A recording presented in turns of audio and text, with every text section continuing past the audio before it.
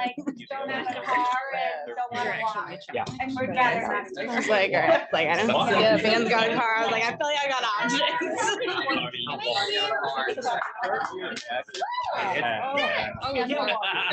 You cannot walk it. Don't do that. But when I saw the gas price, oh my I was like, I don't know what I. Yes, it's obviously. Okay, that's bad. I already got a car. No, you're good. Yeah. Because Atlanta, I mean, we're in the 3. Okay. I can deal with 4. Okay. For driving the Yeah. later, how many seats? We do signups as well? Yeah. Yeah. Well, Or to be doing a fantasy draft for this? Really great place to meet up. He's close to where we're at. Fuller nomenclature. You know where the Fuller Seminary sign is? Like right We'll where make that. it 2. We'll make it 2. Make it 2. You know where the Fuller Seminary sign is? Like you drive up to it. It's like on the north side of the It's Like that one over there? Yes. Oakland. Yeah. Okay, right there. That's called the elbow. So that's a great place to pull up to the elbow.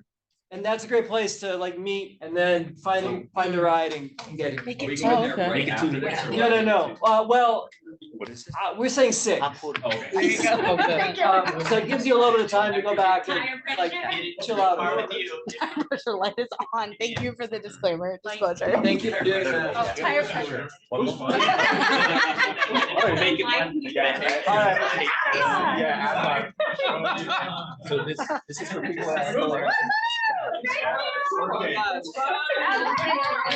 Steve, can you write what part your car to?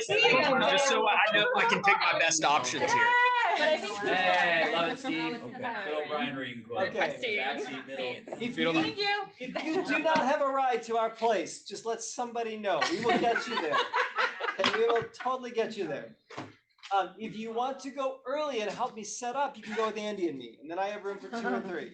But you may not want to do that. So it'll put you to work. For your food tonight. All right. Well, we are going to move on to our next element in just a little bit. I hope lunch was good. I hope your conversation is continued. But there is someone that I really want you to know, and that is Julia.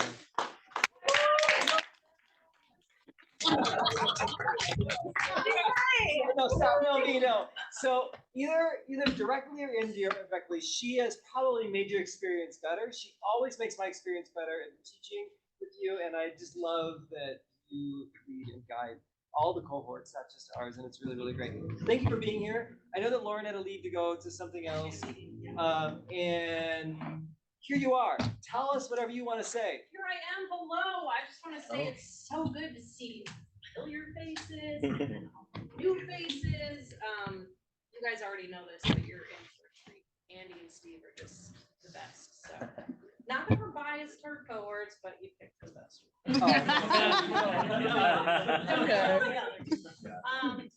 I don't get to interact with you all as much anymore because we have the amazing, wonderful Lauren that you've all met and you reach out to.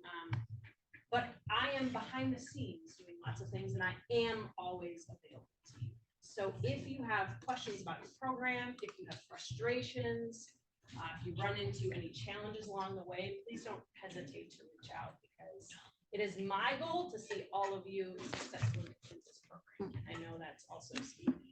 So all of us as a team are here to step into whatever situations you find yourself in. So even if you're like, this is dumb, what did they even do about it? Just see. You never know.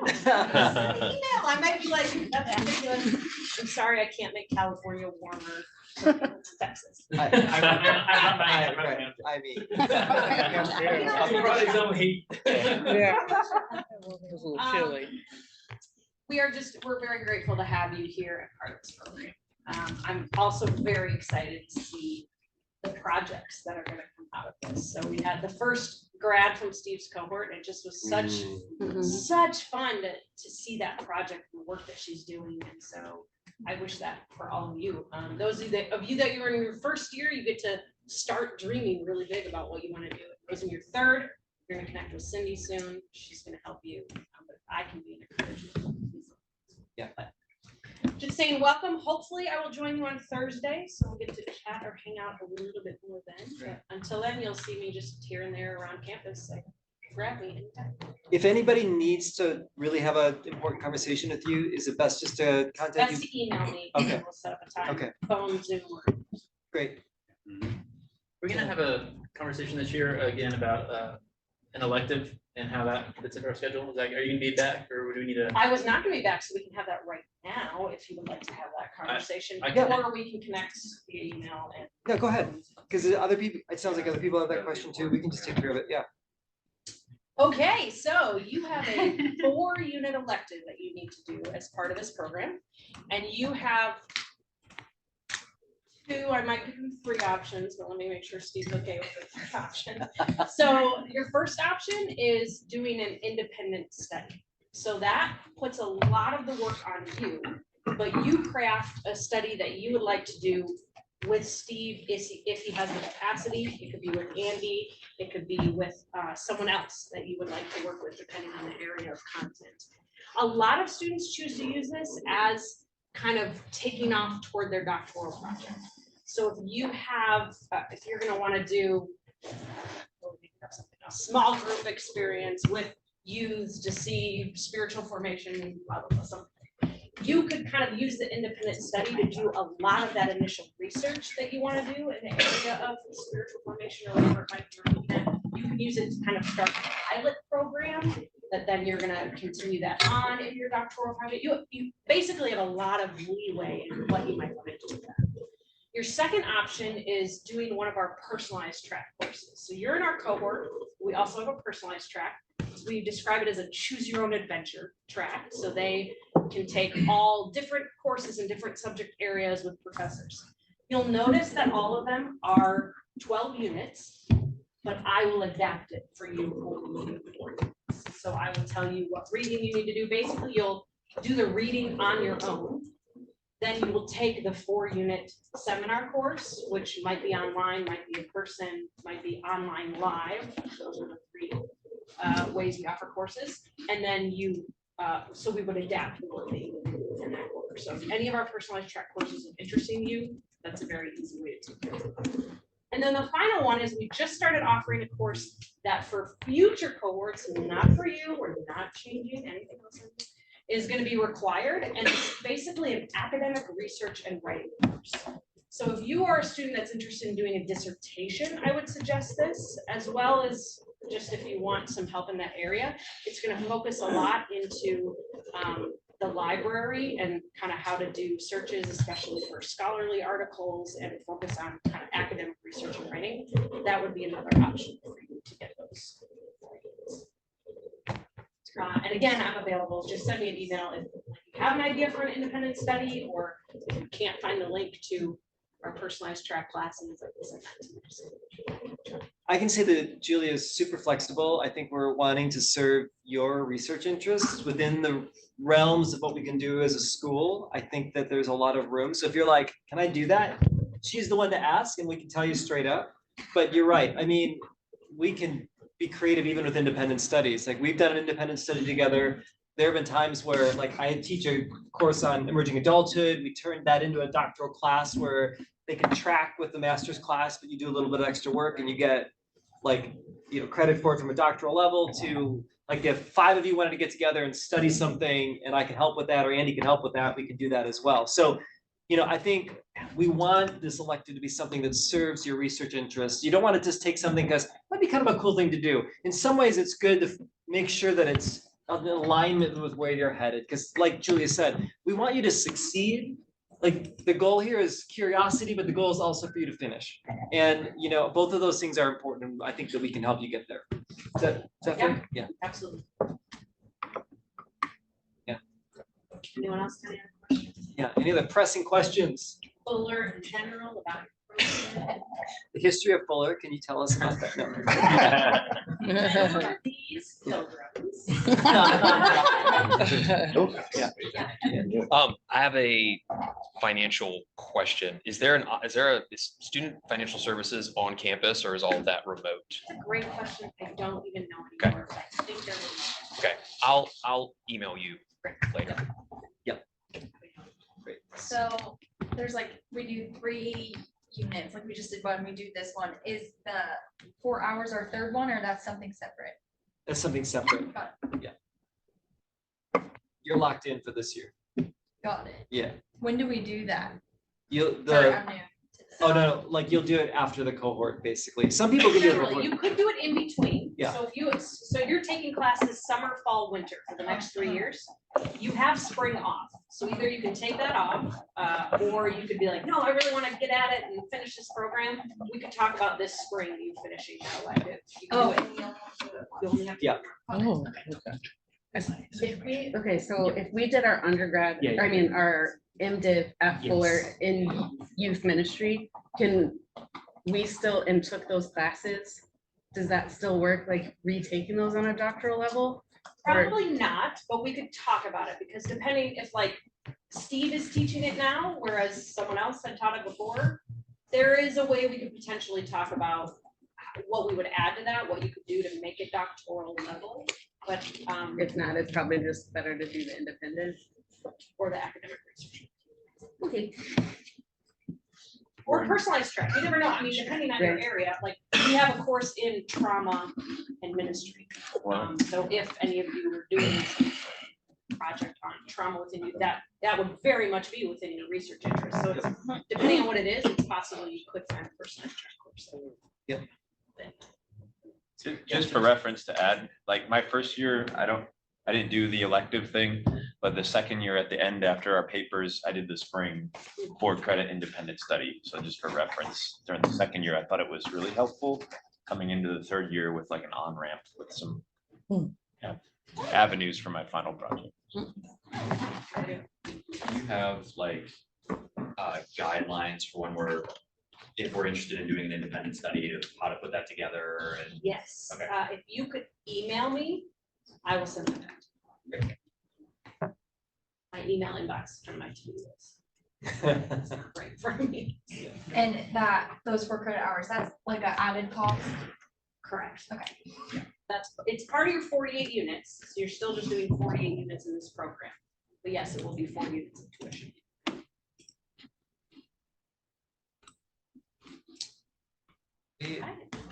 Well, Yeah, if you think of a question later, I'm still around, so. we love that, and maybe we'll see you Thursday Yes. for tacos. Great. Great, Thank thank you. you. Thank you. All right, wow, hope you had some good lunch. Andy, why don't you just take a minute and say a little bit about you? And then I'll tell you what we're gonna do next, but yeah, All right. go ahead. Sure. So my full-time job is with Fuller Youth Institute. I am the Senior Director of Church Engagement. And so I get to connect with denominational network leaders, church leaders like you all. Get to connect with them across the country and even around the world, as you know. And so I love that aspect of my job is to really help leaders of all types to find and connect with FYI's research and resources. And so I love having conversations about church and ministry and how we can support what they're already doing. And so that's my primary role within FYI. And then I get to just hang out with you all, which I love. This is something that I just really enjoy because it's exciting. It reminds me of the time in which I sat in your seats thinking about what am I going to write on and what am I going to do in terms of all the readings and all of that. And no, I don't want to go back to that seat. But I enjoy this seat right here where I get to just hang out. And I do serve in a couple of other roles. One is with CBF of North Carolina. It's a Cooperative Baptist Fellowship of North Carolina. I do some contractual work mainly around youth ministry for the state within our denomination. And so I serve as a resource person and I also serve as the event coordinator for our annual retreat that we do with youth groups. So we've got one coming up in a couple of weeks. That's gonna have 600 youth. I gotta finish planning here because they're emailing me like crazy. And then I get to serve, just recently I've returned back to a local congregation that I served for 11 years. And I'm now, I serve as a bridge builder between the church and the young adults. I love hanging out with young adults and helping them to connect with the church. And I love helping the church understand today's young adults and helping them to connect with them. And so I get to be the bridge builder. I literally get to take all that we talk about in places like this and apply it in a local congregation, which is a lot of fun. So, so yeah, I get to be practitioner, I get to think large and big stuff, and I get to lead trainings and conversations really all over the country. And so if you follow me on social media, I'm in a lot of places, like not quite as much as We Young, because We Young is everywhere. But I think We Young never cooks or eats at home because he's eating with young adults everywhere. Yeah, it's not good for your waistline. Neither is mine. So I love that aspect and really my passion, which is interesting because I really didn't understand fully my calling in life until just a few years ago, where I really came to the understanding that my calling really is connecting the church with their young people, youth and young adults. That's my passion. It's helping the church connect with the next generation. And however way I can do that, I want to do that. So whether it's in a local congregation or whether it's kind of in a national setting, like I get to do with Fuller Youth Institute. So cool. That's what I love. Many of you know, and I want to go ahead and share, I have to bug out Wednesday night to head back home, which is Raleigh, North Carolina. Because my wife is dealing with some health challenges. She was diagnosed with sarcoma, or it's actually Phyllodes, which is somewhat close to sarcoma. But it's a rare kind of cancer that we discovered and entered into this journey about 2 months ago. And it's one of those things that you don't ever plan for, and you don't ever, schedule wise, this is the worst time ever. If she could have chosen a different time, that would have been helpful for me. No. So she is going to start treatment. She really is actually going to start on Wednesday. Her parents are with her, so she's not alone. And then I'm going to join her. It's just, it's been bizarre. It's been surreal in a lot of ways. And as I was telling some folks at lunch, as a church leader, as leaders in general, it's hard to live out your personal life in front of everyone, right? I mean, you all face that too, right? Whether it's raising your kids in the fishbowl, right? Or dealing with health challenges like this, because my initial reaction would be to not tell anybody, and for us to just kind of go through it on our own and we'll just support each other and nobody else needs to know and all of that. That would be my preference. But when we are in leadership, we can't do that. Right? And as church leaders, especially, feels like that we need to kind of model what it looks like to walk with, live in community and walk with people, the good, the bad, and the ugly. Right? And the hardest thing for any of us probably, and especially for me, is to say, hey, I'm going through this and I need everybody to walk with me. Because that's not my natural inclination. My natural inclination is just I'll deal with it the way it needs to be. So that's been an interesting challenge. It's something that my wife also had melanoma 15 years ago. So we've kind of been down this cancer road before. But this one is just seems to be a lot more challenging, especially with the chemo treatments that she's going to be dealing with here in the next few months. So yeah, I mean, certainly appreciate all the prayers and concerns that you all have expressed, and grateful for that. And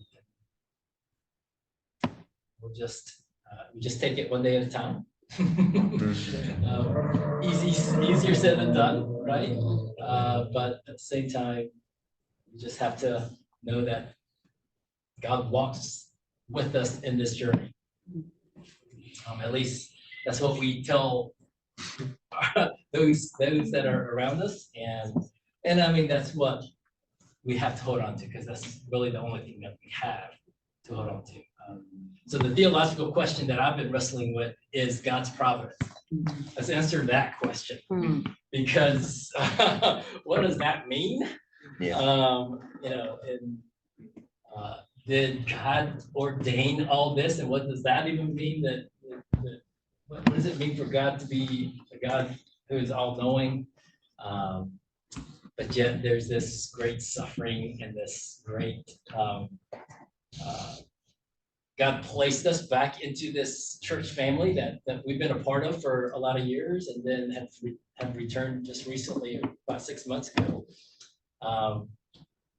And I'm so grateful for that, because we didn't have a built-in church community prior to that, because I've spent most of my last 5-6 years traveling to other churches and not having a church family, specific church family. So now to have that in a time and space like this is so important. And for my wife for Amy to feel like, hey, there's a church family that she can lean on. Yeah. And when I'm out of town, that there's people calling on her and checking on her, which is important for me to know that she's cared for. But did God know all this is going to happen? Right? I mean, it's just like I've got so many questions around that and what that even means. But yeah, I mean, it's just, but it's been a season of sweet moments also, even in the midst of this chaos, because it is a reminder that that community is just so important. And when we talk about the sense of belonging, identity, belonging, and purpose, and how our young people need that sense of belonging, so do we, right? We all do.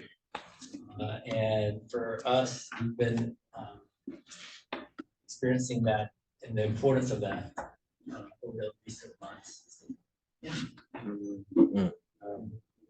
Yeah, if you have any questions or anything like that, I'm happy to answer those in the next few days. But I'm going to invite you guys to walk with me in this journey. I'll keep you guys updated. Thank you. Why don't I pray for Andy and just pray for you for a second. Jesus, we want to take Andy up on his invitation to walk with them, which may feel weird for us in that we don't know what to say or how to respond, but thank you for his courage to share his story with us. We thank you for his love for Amy. We pray for her healing and nothing less. We ask that you would bring them closer together when times are hard or answers go unanswered. We pray for that as well, especially this week as Amy begins her treatment. Would you give her strength and courage? Give Andy wisdom to know what to say and what not to say. May he know that he is supported by people that love him. May he even have a picture of this group right now. Some of us know Andy really well, and others it's the first time, but still we stand with him wishing for Amy's best and for his and Amy's best. We call upon your grace and love, trusting that in the midst of the unknowns, believing that you have our best interest in mind, and we hope for that. We pray these things in Jesus' name. Amen. Man. Thank you. We are going to move on to our next leg of our time together. The great news of this is I'm going to let you go outside somewhere so that you can enjoy the weather, which will be great. There's a couple places for you to hang out, which is really great. One is you've already been down the courtyard out here. There's lots of chairs and tables there, which is really great. Andy or someone that knows, maybe you could show people by FYI the other tables and gatherings over there. There's some lovely places to sit in the shade and enjoy a conversation, which would be great. What I want you to do in a minute is I want you to pick a friend. Maybe you've just made one, or you're just going to make one right now and say, you're my friend. And then I want you, as friends, to go find two other friends that have made that are friends, and you will be a foursome. And that foursome you're gonna read your papers together. Okay, so find someone that you really like, and you're like on your side, and then go find two strangers. It'll be great. We'll get to know each other a little bit better that way. So, so that'll be great. The way that I want you to read the papers is, one is we've got time, so this doesn't need to be rushed. It's really, really important that everyone has their papers read and we listen to them. And it's pretty simple. This is what we want to do. Oh, how come that's not up? I don't know what I'm doing.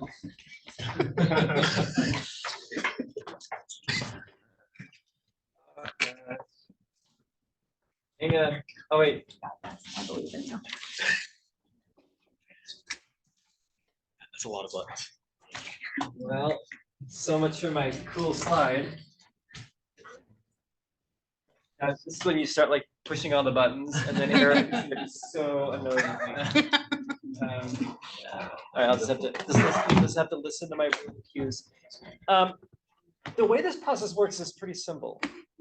The reader pulls out their paper and they read it. Okay? Wait, I'm writing it down. Yeah, right. You'd be surprised. This is what people typically do in my experience. They will make excuses for why it's not good enough. They will give you a bunch of context of why they're writing the paper the way they wrote the paper. And they will avoid actually reading the paper because they know they have to eventually read it. I'm asking you to pull that paper out and say, ladies and gentlemen, my paper. And then you just read it, okay? Now, I gave you the option to put your paper in the discussion area. So some people like to read along with your paper. If you haven't done that, it's not too late. You can use the wonderful internet here and you can do that, and we can access each other's papers if you want to do that. The other option is you can read the paper and people can just listen, and that's fine too. And so you're going to read your paper, and you're going to read it with a level of confidence that I hope that you have. You have spent time on this paper at some level. You've given yourself to this paper, and I want to honor you in the work that you put together. Okay, is it your best paper that you've ever written? Probably not. The paper's coming, right? But it's not bad.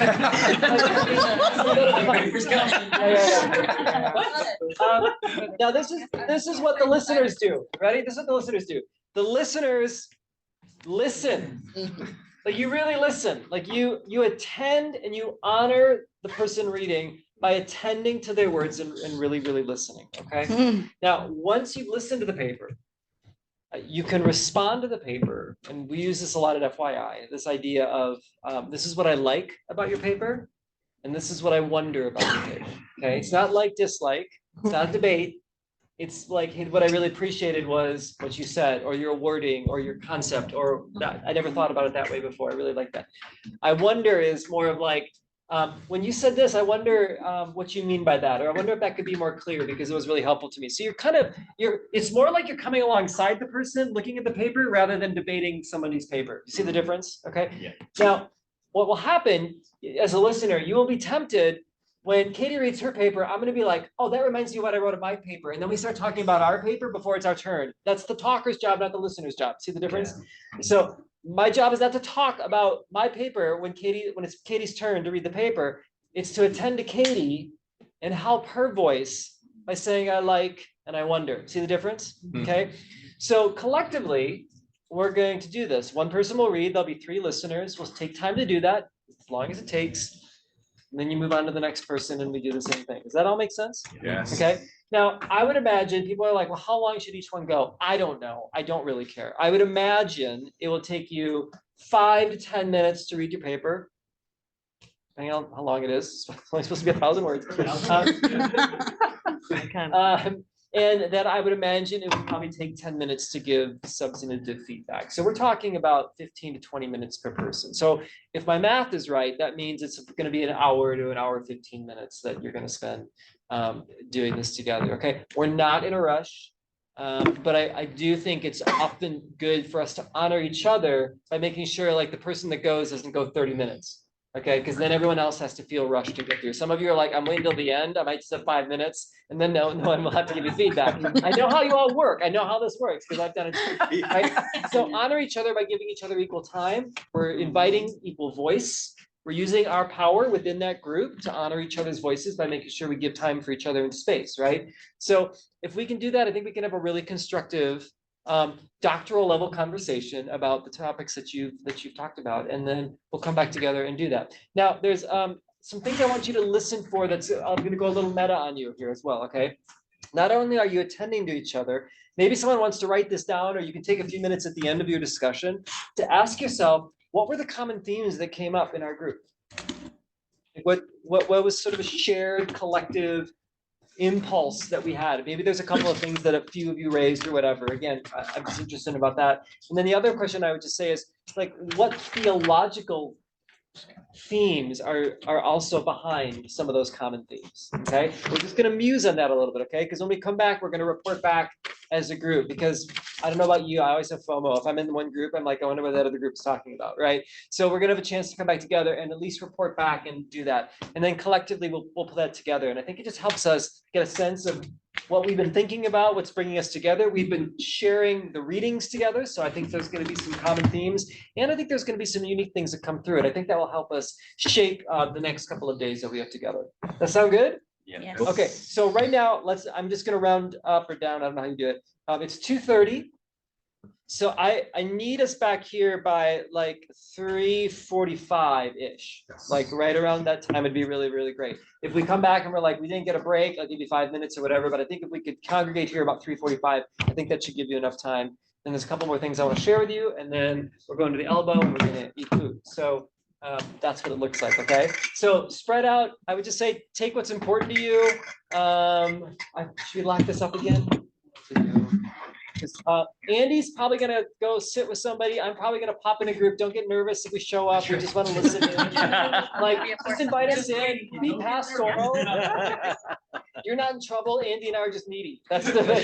So, okay. So remember, find a friend. Go find 2 other friends. If the number doesn't quite work and there's 3 or 5 in the group, that's totally fine too. Okay. You have your friend? Let's do it. Yeah, we got 4. Good. We need 2 cameras. Let's do it. Yeah. We've already qualified. Yeah, there's.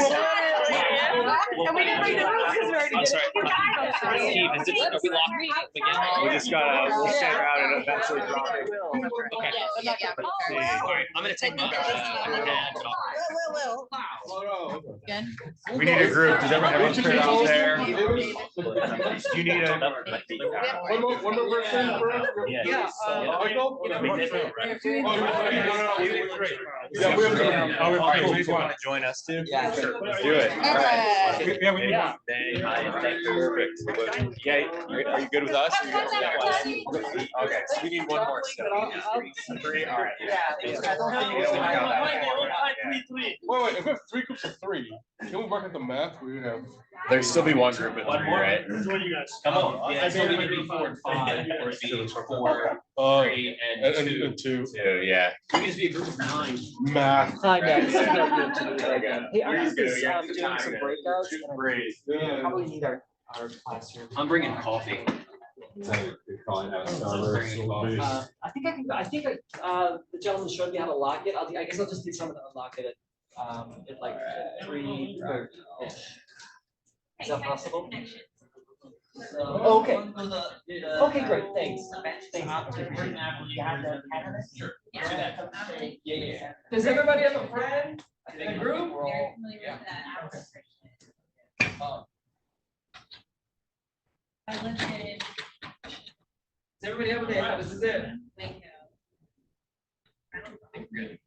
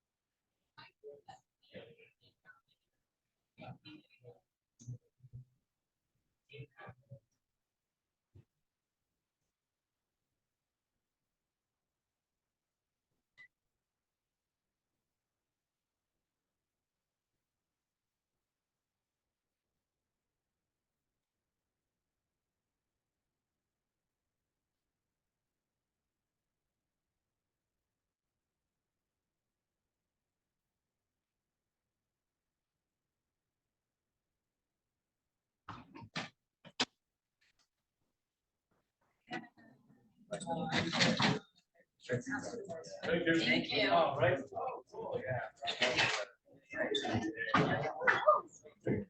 Oh, that door also opens. Interesting. Really excited for the second cup of coffee, guys. Oh, yeah.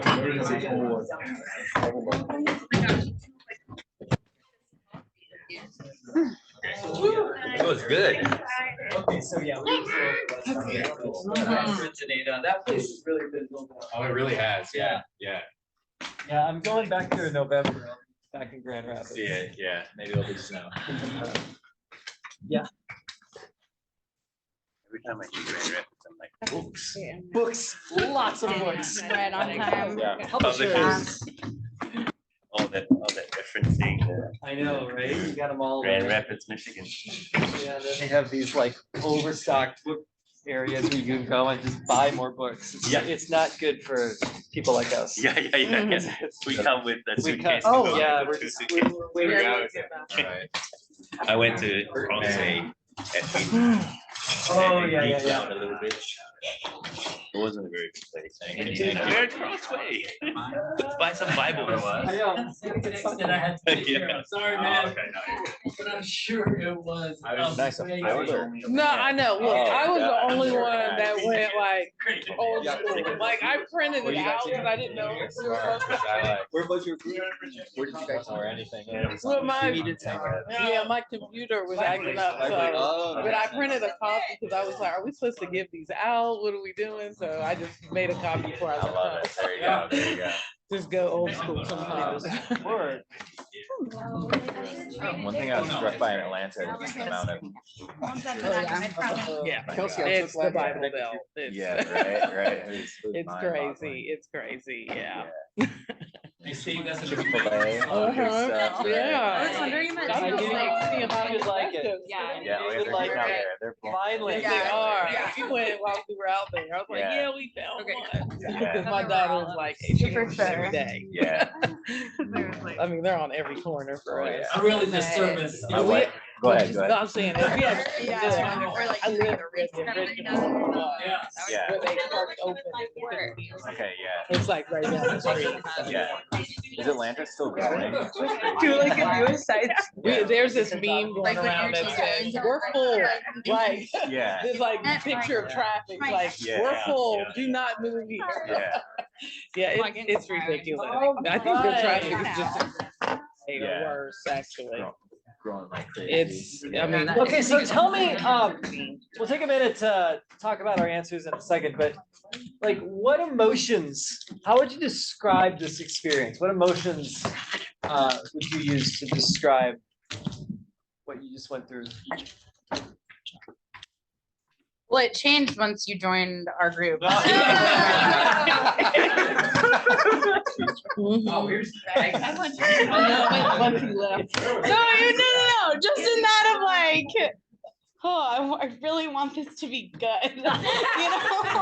But I feel like it was just a like sweet communal time, like, and I felt like there was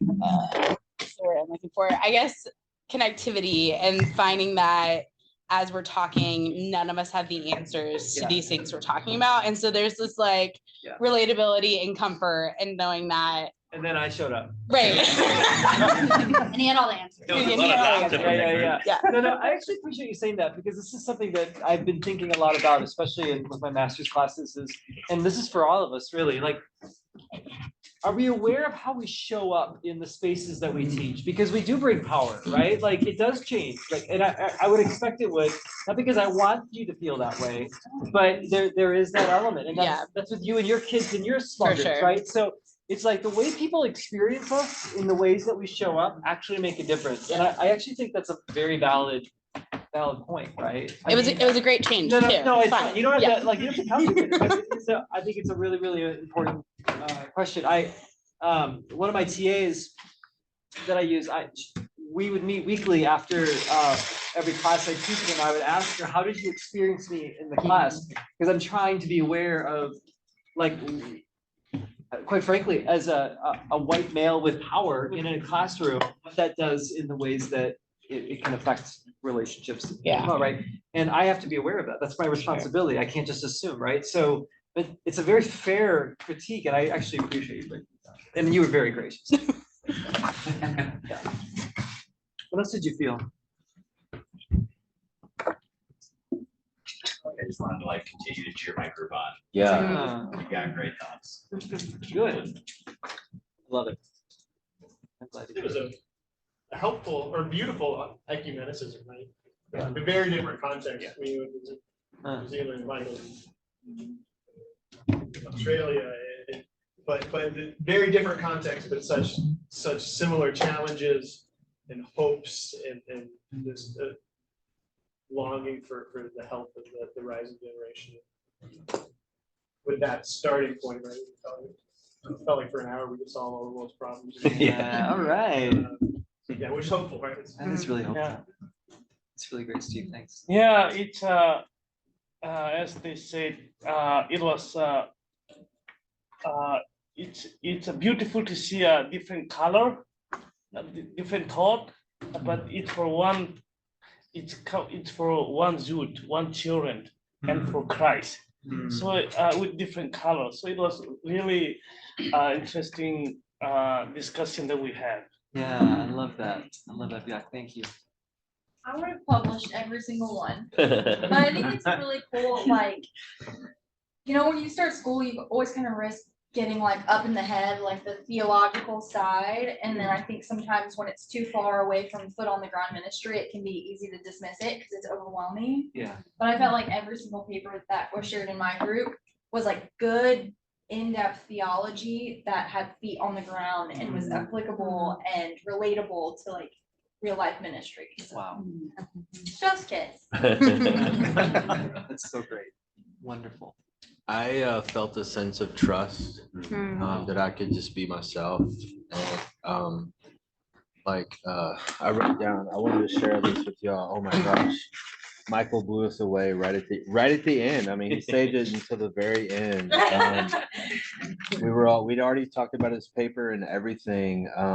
And he said there was a conversation at some point or something like that, and the person said we disagreed on everything, but I felt like the person washed my feet.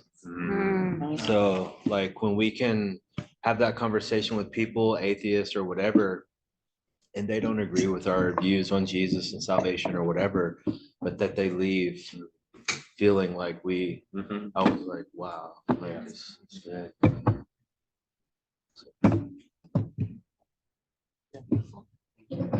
Our common theme, I think, well, first of all, I did feel nervous, but I did feel safe at the same time with my group. And I appreciate their comments. But one common theme was back to Cynthia's question of what is church? And it seemed like that was running through all of our essays in different contexts. And so, yeah, just continuing to ask that question, who are we today? Yeah. Do you guys have the answer?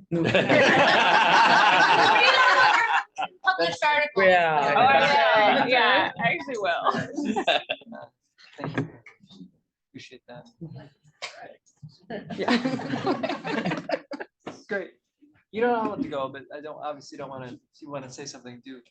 I felt like, I don't know why, I felt a sense of relief.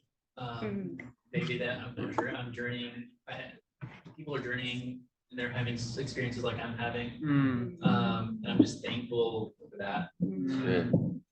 That people are like, it can almost sometimes feel overwhelming, I think, to feel like am I the only one asking these questions? Just to be reminded that there are people who are from all kinds of different backgrounds faithfully asking these questions. So it felt like warm, good relief. Yeah. Yeah. I love that. I love that too.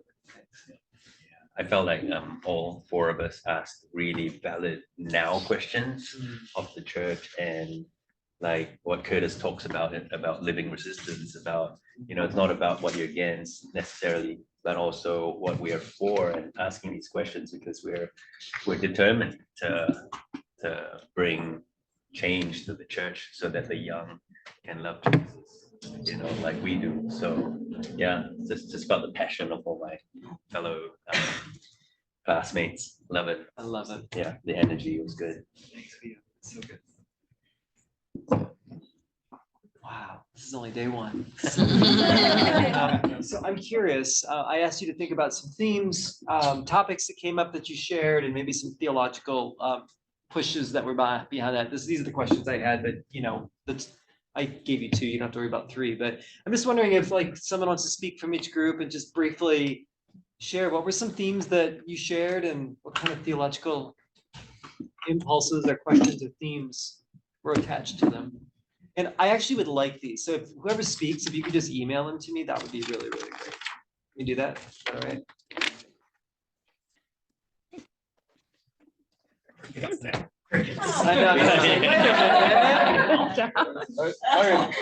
I'll bat lead off. Sure. Yeah, Will.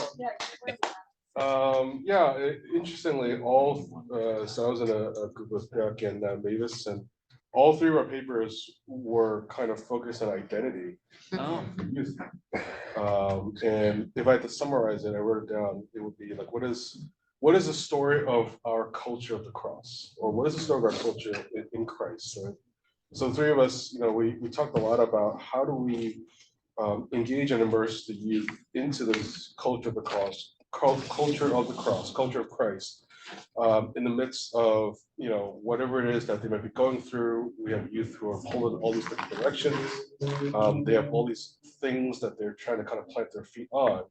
But ultimately, can we help them to space where they recognize that the kingdom of God, the cross, hope in the cross, is what they can firmly place their feet on, right? That place their foundation in.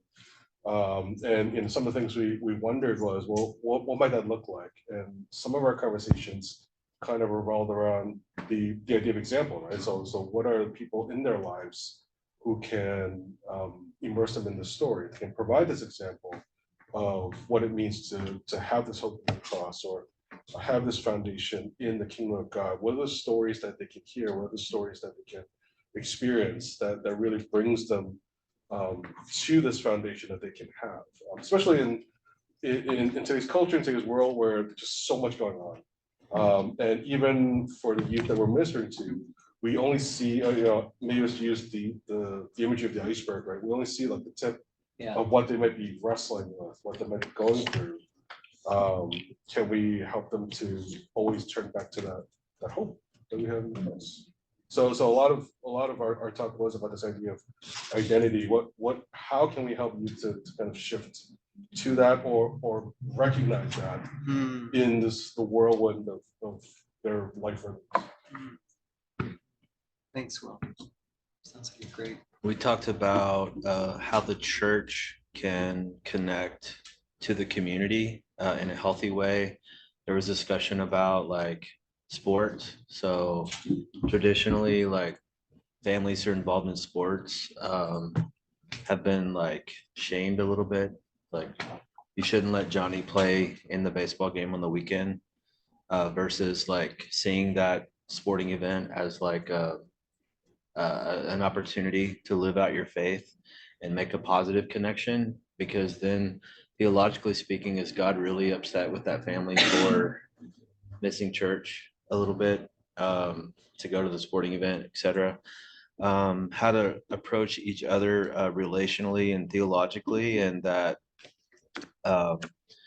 like we should think theologically before we think practically, so that our theology impacts how we like, just like if we understand that God is not going to be like mad and shaming a family, like we shouldn't do it either, kind of thing. So we really had a lot of focus on in the group about practical ways to connect with people outside of the church.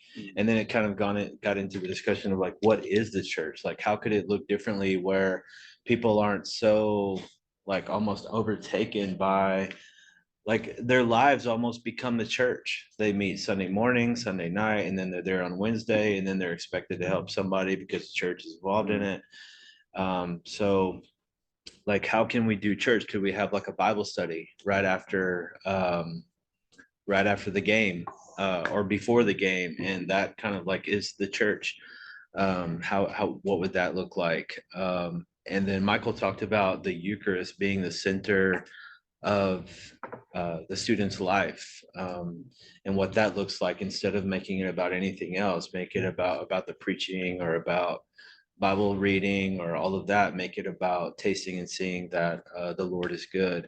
And what did that look like generationally? How would that apply to young kids and things like that? And then we Young talked about like evangelism and like how a safe environment, and how the church should work to become a safe environment where people can have doubts and questions and things like that, but feel like and actually experience a safe space to where they're not shamed or ran out or ridiculed and things like that. And we really wrestled, and like I'm wondering like how do you do that?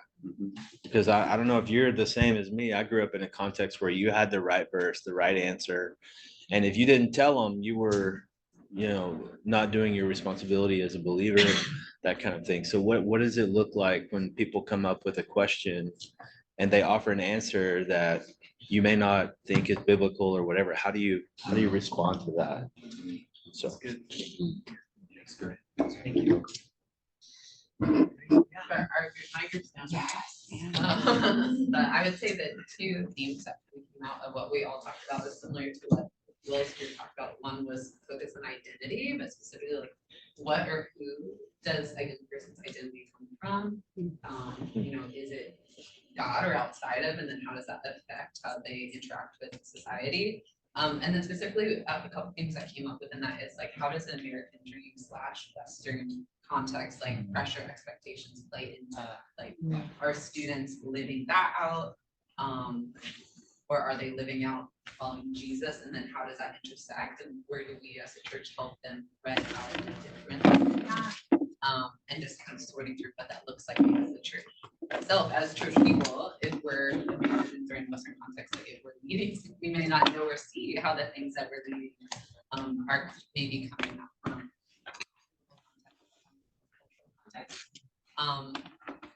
then, yeah, how does this play out in real life engagement and then issues of justice, like as we're passionate about things in the world that how do we respond from a biblical standpoint, and how that might differ.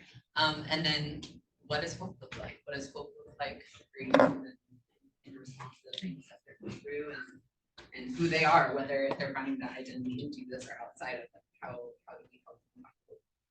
Okay. Cynthia, if you have anything to add, I know you were taking notes too. But No, that's great. Nailed it. Yeah.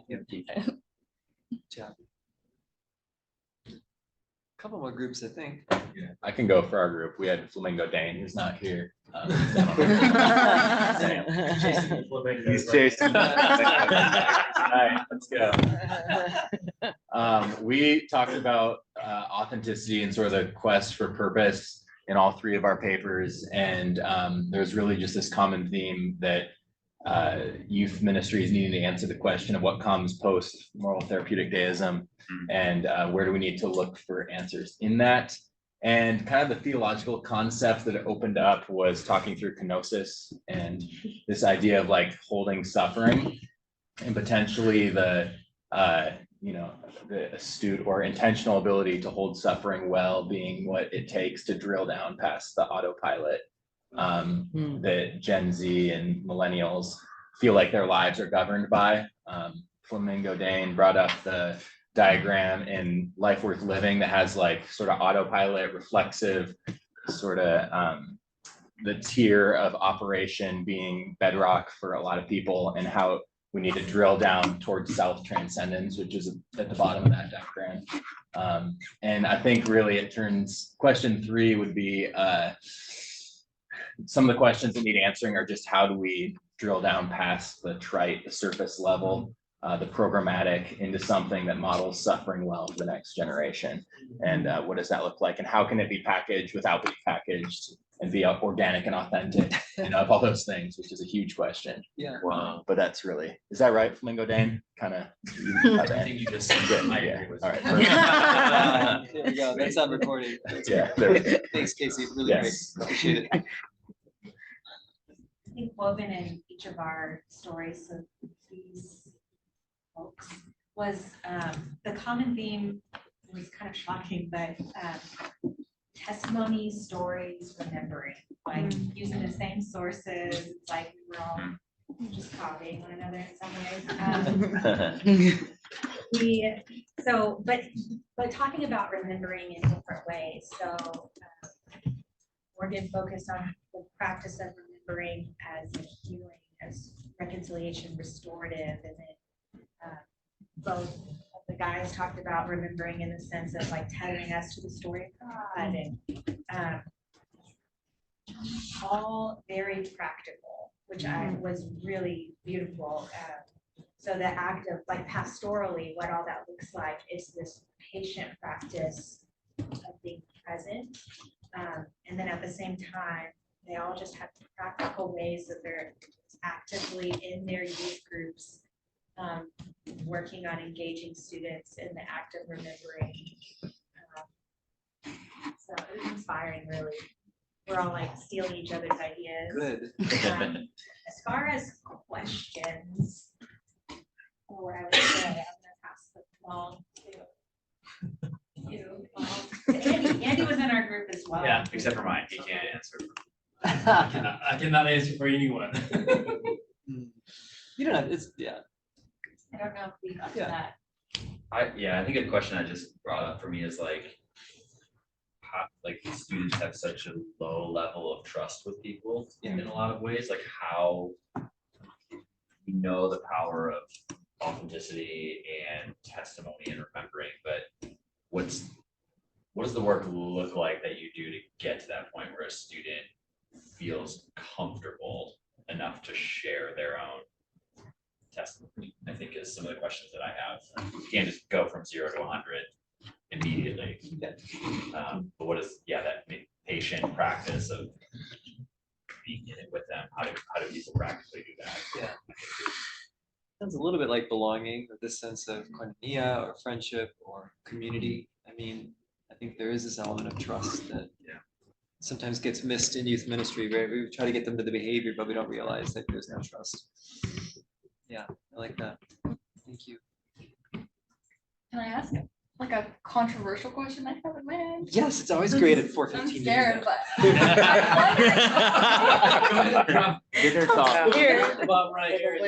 Please love me no matter what. Yes, we will. I think Yeah. meat chili. Meatless chili. Question. Oh, which one's question? It doesn't matter. Okay. I one question that my own paper made me wonder about, but I didn't put down because I was too chicken, is like as you know, science develops, as psychology grows as a field. I feel like like counseling and therapy and medication, like it's all been like the new generation is like, okay, these are good things, and things, of course, we support. But one thing I'm wondering is, like I talked about a book, The Body Keeps a Score, which is like a psychiatrist. Are some practices like mental health practices that we are supporting actually just ordinances given to us by God a long time ago, with God just like engineered out? Like the art of remembering, or joining together, like mind body connection, or support networks. But what are we but a support network? The church, right? Right. And just some of the things they talk about, I'm always just like, oh yeah, we're supposed to be doing that as a big community already. Right. That's just a question I'm wondering. Is like, I guess, are we too quick to like off people to it rather than calling people to faithful practices we've been called to long ago that engage with that? Does that make sense? I'm not anti No. help. I'm just like, I So, wonder, yeah, go ahead. So let's talk about this I a wonder little if that goes to Leon's conversation about when he shared he's a part of this non-Christian, you lead this non-Christian organization, and to name it as Christian, no one's gonna talk to him, no one's gonna participate, right? So how do we rename and reclaim these things in this secular age to rehome them as, hey, this is also Christ-centered, we were given this, what is this? I think it's often like it should be both, right? I think it should be this recalling of like, yeah, sometimes we go to therapy because we need connection or someone to talk to, and that should absolutely be a resource the church can help provide and connect, especially young people too, I think. While at the same time recognizing that therapists have skills sometimes beyond what we can do, and that there are real neurological things happening that we might not understand as pastors. And so I think it's holding both sometimes. And I think that I do think as we've seen this shift of this acceptance of mental health, yeah, I think being wary of kicking too many things to that side should be definitely a thing we talk about and evaluate, and what those elements look like within our own ministries and context. It's super important. I think it's a great question. Yeah, maybe just provide some input from a very, very secular environment. About a year and a half ago in New Zealand, there was a law that was passed called the Anti-Conversion Therapy Bill. That basically classes forms of so-called, church ministry, prayer, counseling, inner healing things as conversion therapy for those that have gender dysphoria and same-sex attraction.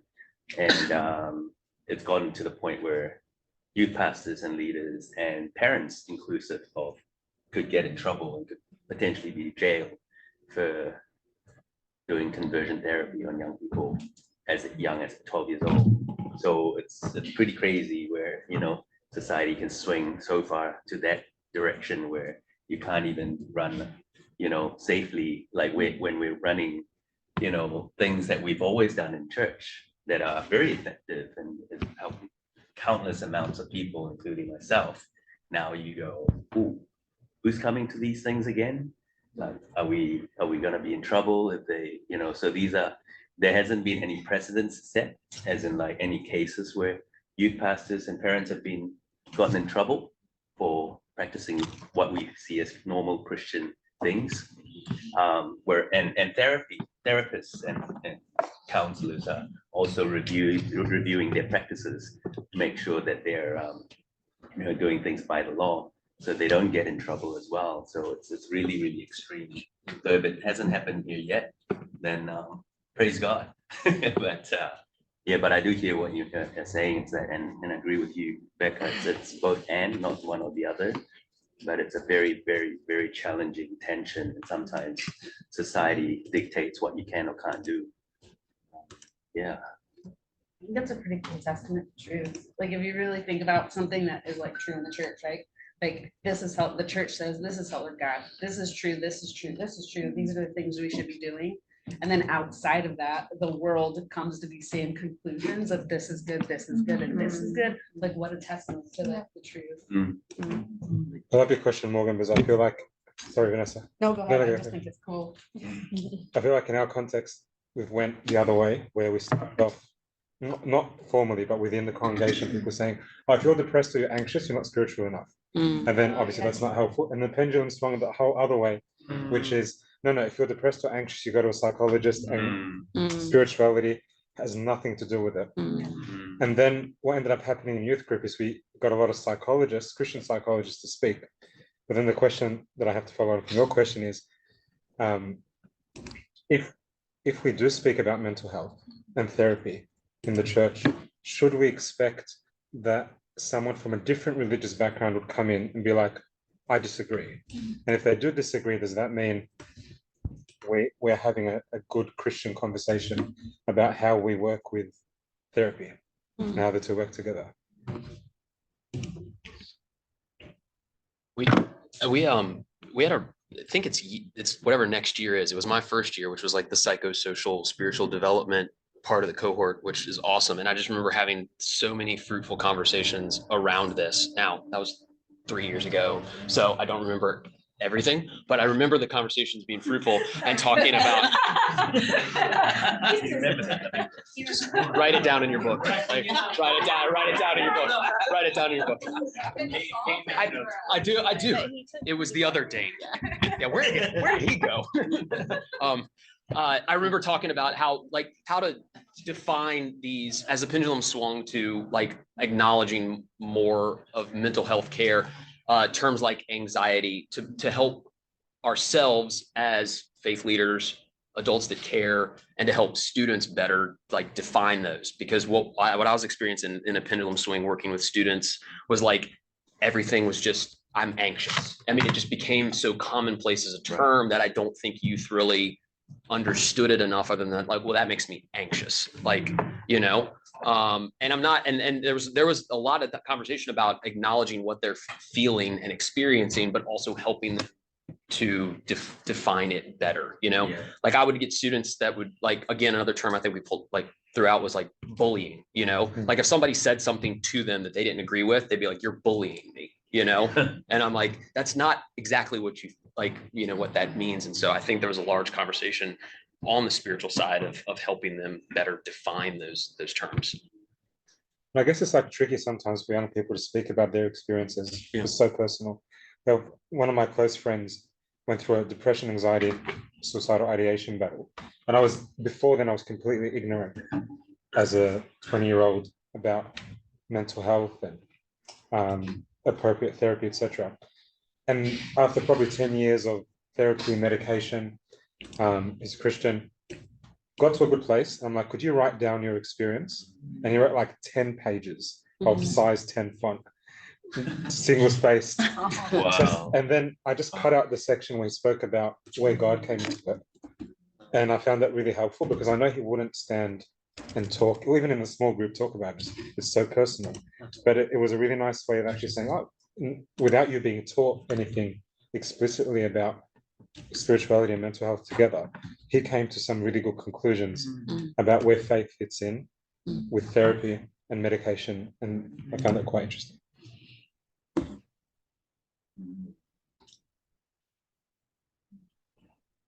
Morgan, you make me think, I mean, this conversation is really, really helpful. You make me think about a couple of things. One is I sometimes wonder if a theme that I've heard in what you've said in the themes here as well is that the church is in a bit of an identity crisis. Like, who are we in society, as a local body?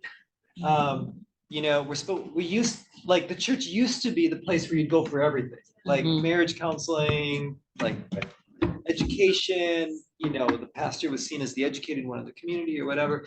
Now, you know, that's not the place you go for therapy, education, business sense, like anything, like, right? So it's almost like the market share, if you will, which is a really bad way to think about it, of the church, at least its identity has been disrupted in such a way that I think sometimes the church doesn't know what to speak for because they've sort of lost maybe parts of what they used to. And in some ways, that's probably good.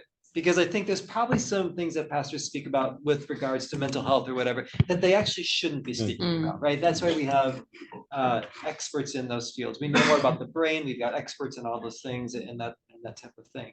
I do think the problem that we can run into, and you know, I think you're getting at this a little bit as well, is, I mean, it gets to what Ruth talks about. Like, if we only live in the immanent frame, then all that really matters is if someone's dealing with depression, we just send them to a counselor and that's the end of it. And we miss the transcendent of where God is actually in, like, what does it mean for the Spirit or God to be present with us in the things that we're going through? And how do we give language to young people and our parishioners to actually be aware that the Spirit is in our midst, what's going on there? And how do we help them have that experience as well? Because we believe that to be true, right?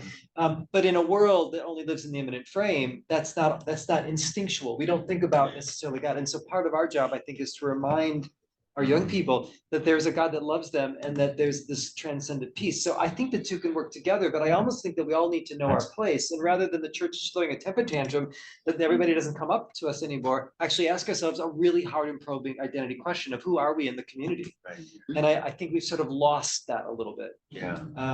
And I almost feel like sometimes we have a lot of faith communities and denominations that are having temper tantrums because no one's paying attention to them anymore, but we haven't defined who we are. Right. All over again. But if we can speak to the transcendent, and probably speak to some of the things that came up in some of our papers, I know in some of the conversations I sat in, it's like, well, what if we thought about flourishing as a community rather than success? Like, you know, there's language that we can find to actually bring that about that I think harmonizes and honors the discoveries that we're making, because God has made us to be people that are curious and growing in our understanding, and at the same time to not do that devoid of the transcendent, right? And I think that's always the piece that somehow gets lost in translation in our world today, because people don't have an instinct for it anymore. At least that's what Taylor would say.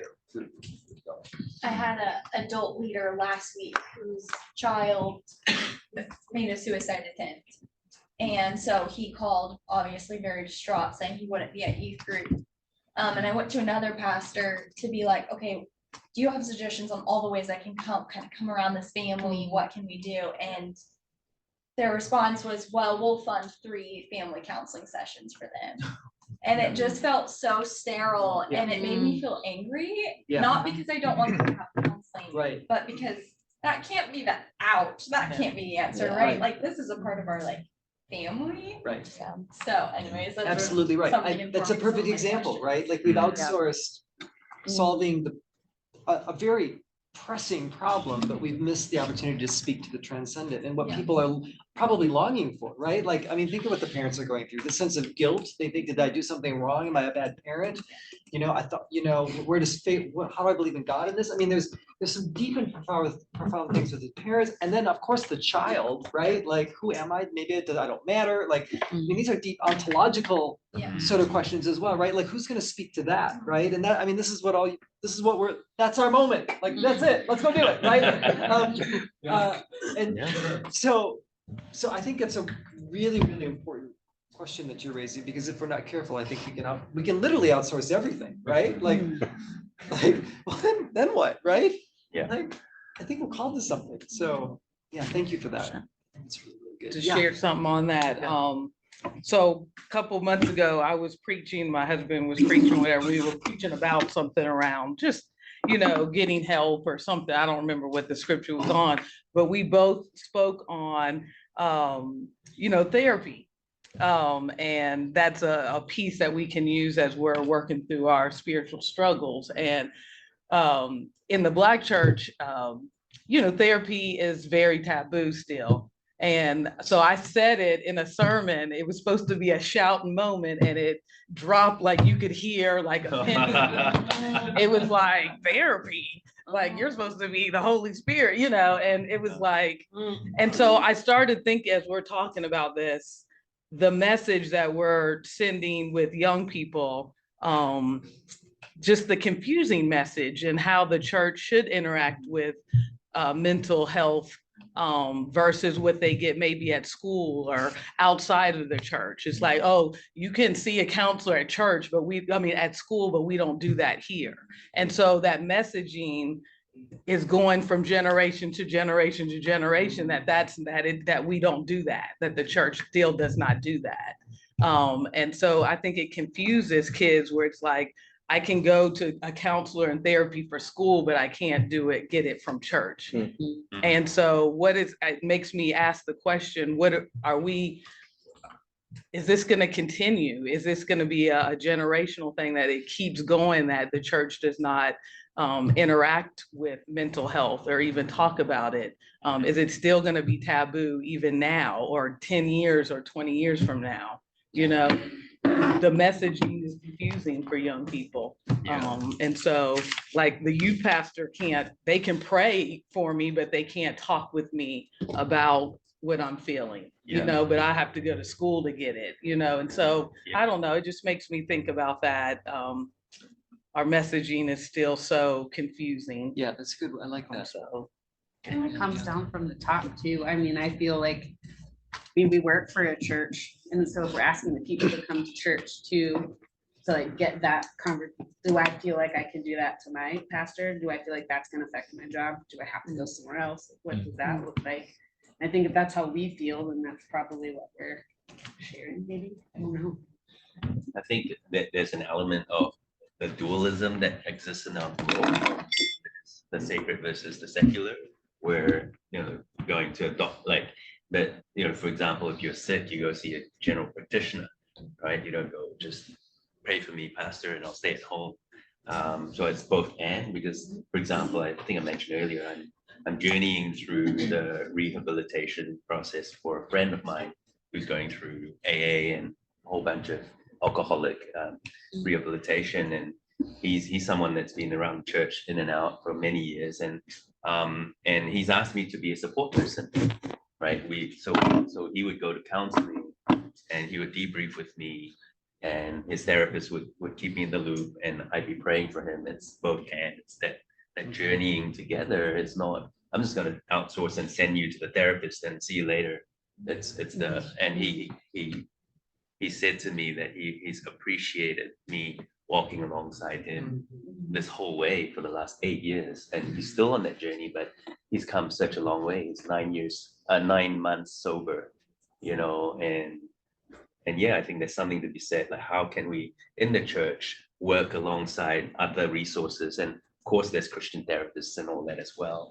There's Christian counselors, and there's counselors who are Christians, you know, and when you start looking into that space and help equip the church and put the pipelines, you know, like connect it all up rather than just like it's outsourced or nothing kind of thing. So yeah, there's a lot of work to be done. And as a church, we're beginning to explore pathways of doing it holistically with, you know, with inside and outside resources for the well-being of the person. Yeah. Right. It's like, who does it best? It's not just kind of like, I need to be everything to this person as a pastor. Right. I can't. Right. I'm not trained as a therapist. Right. Yeah, that's our limitations. And, you know, I think in your head, I think you have a beautiful wedding of that. And I think what I would say in our language, it'd be interesting for us to think about the fact that maybe sacred secular is just not I think it reinforces a dichotomy. Like, what if going to the doctor is actually a spiritual practice? Yeah, right? exactly. Like recognizing the fact that the body that's been given to us is one that we're called to steward, or whatever that we can still look like, rather than thinking that that's not a spiritual practice. And then we can speak to that as spiritual people about what that experience is all about, right? Yeah, and I think it cuts people's experiences and needs in different ways, and then it keeps us from feeling like we have to be in competition with Yeah. non-religious types, right? Like, what if we're like all for people, like no matter where we are, right? Yeah. And we speak to the transcendent, right? Yeah. I think it could open up new conversations and maybe make it be less confusing for young people who think that somehow there's like this dueling something rather than something that actually we're trying to actually work together, you know? So I think that's good. Did you have your hand up? Yeah. Yeah, I was just reflecting, like kind of going back to my group's conversation about like what is the church? And the church is doing a lot of, like the church is good at doing things, but are we good at being the church? And I just, as I heard my colleagues in their papers, there was this space, like, what does it look like to truly be this church and be present, whether it's building home or this age of authenticity, or for future generations, or even looking back at past generations and the way that the church has shaped young people, their identity, purpose, and belonging. I sense that the church is like more busy than ever, or at least that's what my social media feeds look like in the bulletin that I get at my church. I'm not sure the church needs to do more, but is it a posture shift of like being mindful and convicted about who we're actually called to be and to be with people? Right? We can have more strategies and more stuff, but I was hearing that from our papers that we're reading, and we were kind of joking. It's like Cynthia's going to be really excited. Like, what is the church? What is the church? So even in this conversation, I keep kind of going like, is it another strategy? Is it another, or is it simply being who God has called us to be? Yeah. How does the church become place sharers alongside youth and adults and parents? Yeah. Which is an identity question more than it is a programmatic or pragmatic question, right? And I think that's the challenge, right? Like, yeah. We're all gonna solve it. It's gonna be great. I would say, like, how can we offer examples to teenagers and families of mental health and how people have gotten medical care or whatever? I would not be able to share like this without the medical care that I've received, and I take medication, talk about it, whatever. And I'll have the way my brain works. I'll have it the rest of my life. It's fine. And so just offering examples. There's in our county right now, Fort Bend County, there's a judge, Lena Hidalgo. I don't know if any of y'all are familiar with her. She has taken a thrashing from the opposing party. Just unbelievable. She got in office based on just a backlash to the opposing party. And so it was, everybody started voting straight ticket. So she got in. She's one of the youngest judges in our history. I think she is the youngest judge, and being female and being Hispanic and being an immigrant. She's done a phenomenal job, led so well throughout some difficult times in our county. She took a month off, month-ish, to go to out of state, undisclosed location because she was for her own safety, for mental health. And I think she got back into the office last week. And there's actually a lawsuit now that they filed that most likely will be thrown out because apparently there were a ton of different misspelled words and things like that. But they were calling for her out. They were calling for her to be thrown out because of her mental health. They said, hey, you're not fit to do the job and things like that. So creating that safe space that we were talking about earlier for people to admit that they're struggling with their mental health, and to meet it with curiosity to help them find their path on how they feel is best to manage it and take care of it. And if that means therapy or spiritual practices or all the above or whatever, just try to create that space that they don't feel weird and all that kind of stuff. We have a special guest therapist for dinner tonight, so. My husband's going, so he can solve all the problems. Yeah, there we go. Fantastic. I'm sure he has a strong opinion. I watched him during the Chiefs game. He has a strong opinion. Oh, He was great. Yeah, in my parents became a Christian when my grandparents passed away. So when my mom would share with that, say that whenever she was sick, her mom or her father would, because they were enemies believer, they believe in big stone, big tree, believing that there is a spirit higher than human being. So that's what many of the tribal they believe. So when they become a Christian, then when I was sick or when my sibling were sick, she will invite the pastor.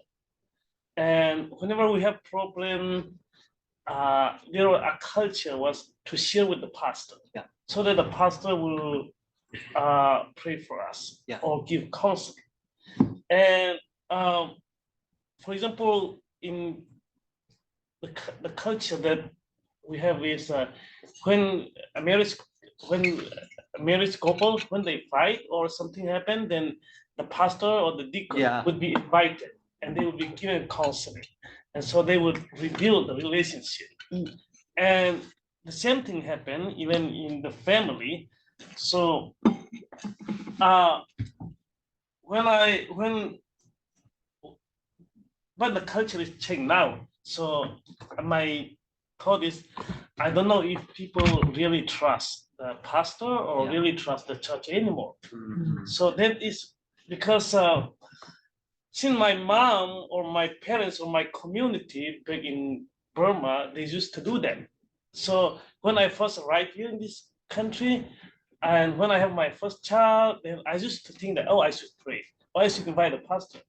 But now I'm a pastor already. So when my son is sick, I would say, my wife, should I take to urgent care or should I take to emergency?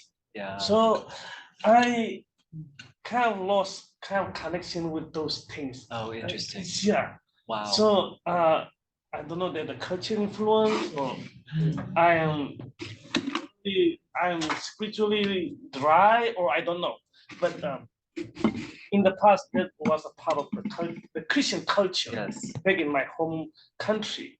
And also, when we arrived here as a refugee, with 4 or 5 years, we used to do that. And if some people, when they were sick, they would invite me. Oh, my son is sick, my daughter is sick. Before they took or take her to the hospital or the clinic, or that's what a part of the Christian culture.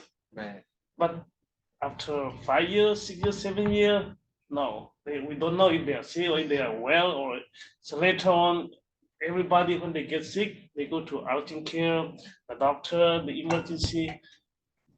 So no more informing the pastor if they have family problem, if they were sick or something like that. So That's really interesting that you've noticed that in your own journey. Yeah, thanks, Biak. But I think it goes back to what you're saying. When we see going to the doctor as a spiritual experience of caring for ourselves, they go together. They're not like pushing each other apart. And it's hard because, when we grow up and our minds are shaped to think of them as separate things, like science versus religion. It's like, wait, no. Science has been doing a pretty amazing job of telling us about our brains and everything else. Like, we need to listen. Absolutely. I mean, our hospitals in our area, it used to be if you indicated you were a part of a church and someone came to the hospital, they would notify you. And so our pastoral care staff would launch to the hospital. Well, they did away with that whole system. So our pastoral care staff are like, we have no idea who's in the hospital. Like, so the origins of all of our hospitals are Methodist based. And it used to be, pastors would be invited into that process. They'd be like, pastor, come pray for me before surgery, whatever. And so I'm not like anti it, but I'm just like, man, we've been removed. Like no one's, and our pastors are like, we didn't see anyone this week because we have no idea who's in the hospital anymore. And we are relying, they're sending out emails to people being like, please tell us if you know of anyone who needs. That's interesting. So I'm like, man, we're like, who's in a We've lost something foothold there. somewhere. Yeah, that's really sad. I mean, because you hope that they could call and that's really interesting. Well, we can keep this conversation going over a luxurious dinner. Just want to tell you what's going on tonight. We'll be at my house, dinner at Steve and Jen. Jen's my wife. She's so excited for you. This is the address. It's also in Canvas. So Rubia Canyon Road, you're literally going to take Lake Avenue, which is right over here. You're going to just drive toward the mountains. And then you're going to take a right on Palm and you're going to wind your way. Obviously, you have your maps function, but that's how you're going to get there. It's probably 15 minutes from here. For those of you that need to know how long it takes. It's really great. So yeah, so that's how to get there. It'll be really, really great. And so yeah, we'll be there at 6 and we'll have things for you to eat and we'll have a great time together. So that's tonight. Tomorrow we'll start at 9 a.m., not 9:30. I want to give you a little time today. We've got a lot to do tomorrow. Andy's good. I don't know where he went, but he's going to share with us a little bit in the morning. Then we're going to have Dr. Dwight Radcliffe, who is the executive director of the Pennell Center here at Fuller and one of our theologians. He's fantastic. You're gonna love him.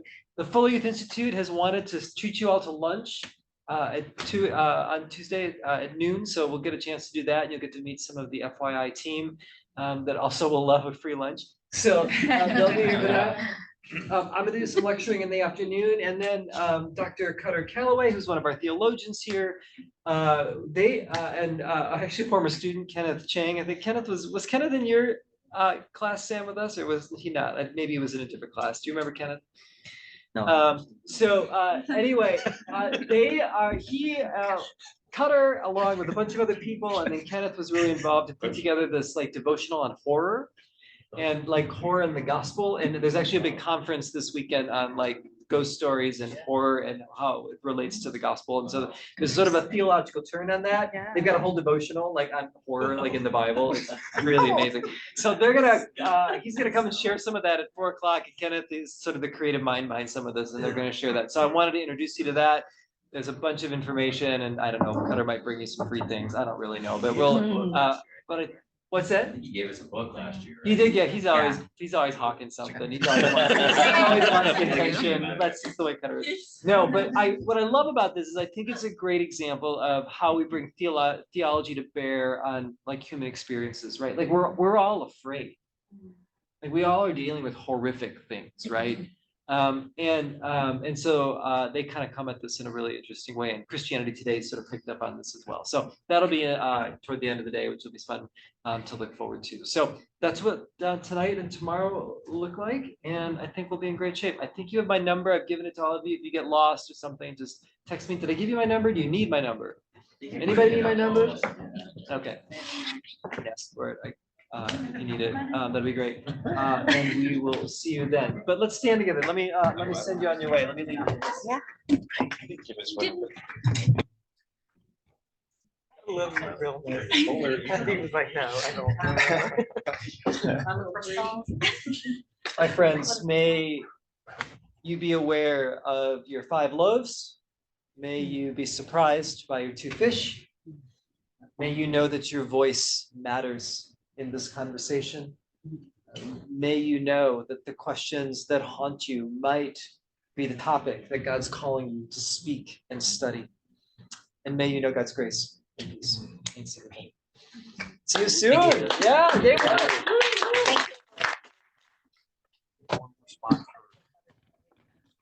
Yeah, and if anybody